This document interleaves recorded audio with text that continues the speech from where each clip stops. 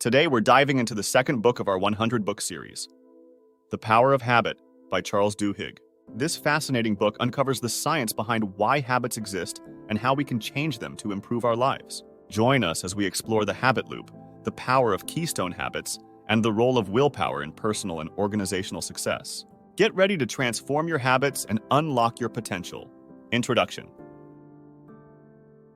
The Power of Habit explores why habits exist, how they function, and how they can be changed. Charles Duhigg combines scientific research with compelling narratives to illustrate the power of habits in our lives, organizations, and societies.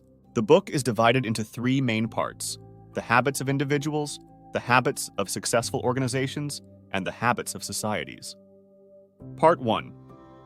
The habits of individuals. The habit loop, how habits work. Duhigg explains that habits are composed of three components: cue, routine, and reward. This loop is the foundation of how habits function. For instance, in the habit of eating a cookie every afternoon, the cue might be a feeling of boredom.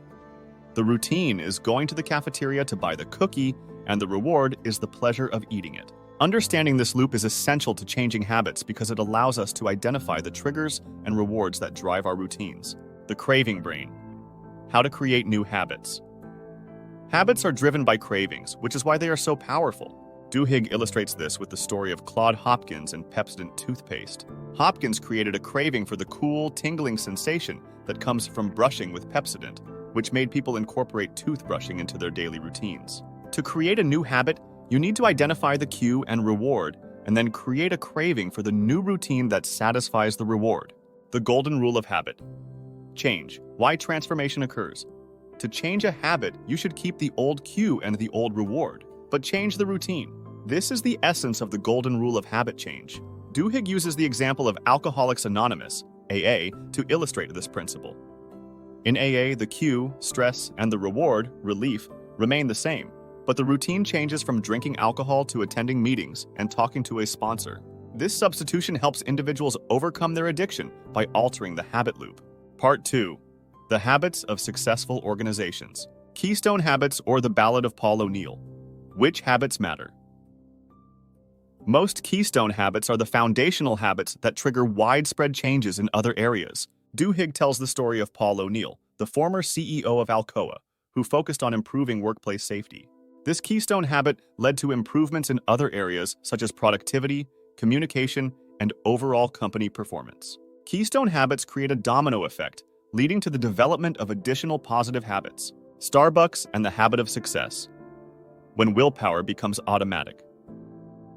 Duhigg explores how organizations can instill habits of success in their employees. Starbucks, for example, trains its employees to develop willpower through specific routines. One such routine is the latte method.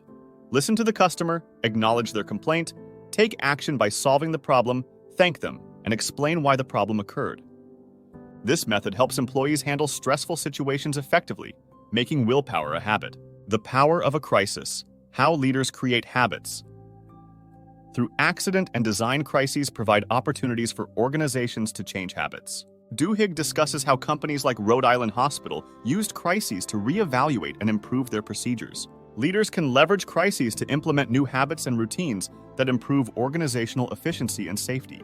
This chapter emphasizes the role of leadership in habit formation and the strategic use of crises to drive change. How Target knows what you want before you do.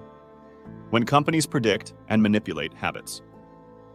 Duhigg reveals how companies analyze consumer habits to predict and influence buying behavior. Target, for instance, uses data analysis to identify pregnant customers and market baby-related products to them before their due dates. By understanding customers' habit loops, companies can tailor their marketing strategies to meet their needs and increase sales. This chapter underscores the ethical implications of manipulating consumer habits for profit. Part 3. The habits of societies. Saddleback Church and the Montgomery bus boycott. How movements happen. Social movements are built on the habits of individuals. Duhigg examines the Montgomery bus boycott and Saddleback Church to demonstrate how social habits create the foundation for large-scale change. The Montgomery bus boycott was successful because it harnessed the power of social habits and networks, while Saddleback Church grew by encouraging small group habits that fostered a sense of community and belonging. The neurology of free will. Are we responsible for our habits? The final chapter explores the ethical and neurological aspects of habits. Duhigg discusses the case of Angie Bachman, a woman who gambled away her family's savings due to a compulsive habit. The chapter raises questions about personal responsibility and free will in the context of habits. Duhigg argues that while habits are powerful and often subconscious, individuals have the ability to change them by understanding and manipulating their habit loops. Conclusion. The power of habit emphasizes that understanding the mechanics of habits is the key to transforming them. By identifying cues, routines, and rewards, individuals and organizations can reshape their habits and achieve lasting change. Duhigg's book provides a practical framework for mastering habits, illustrated through compelling stories and scientific research. Thank you for watching SoulForge Success. I hope this detailed summary of The Power of Habit by Charles Duhigg has provided you with valuable insights into the mechanics of habits and how to change them. For a deeper understanding, I highly encourage you to read the full book. Check out the link in the description below. If you enjoyed this video, please like, subscribe, and share your thoughts in the comments.